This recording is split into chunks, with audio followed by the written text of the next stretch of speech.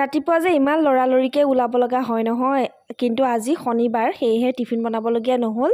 তাৰ বাবে সোনকালে ওলাব পাৰিলোঁ। মানুহজনক বোলো তোমাৰ আজি আৰাম হৈছে, ঘড়ীটোকে পিন্ধাই দিয়া। এনেই তেওঁ বান্ধি মেলি দিয়ে টিফিন।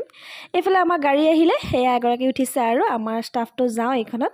বাকী দিনটো স্কুলত কটাই মেলি এতিয়া আহিছোঁ আৰু একদম টোপনিয়ে বহু দূৰ যিহেতু টোপনি ধৰি যায়গৈ। এইফালে আকৌ ৰেল গেটত ৰ'ব লগা হ'লে যে আৰু দেৰি হয়। আৰু আজি আকৌ আহিলোঁ পেহী ঘৰলৈ, শনিবাৰ যিহেতু সেয়েহে পেহী ঘৰতে নামিলোঁ। পেহী ঘৰত ভাত পানী খাই দোকানখনো অকণমান ফুৰি পেহীক ক'লোঁ ফুল লৈ যাম বুলি। মই যে পেহী ঘৰলৈ আহিলে মানে ফুল লৈয়ে যাওঁ। বাৰু আপোনালোকে মোৰ ভিডিঅ'বোৰ চাই কেনেকুৱা পাইছে বাৰু জনাবচোন দেই।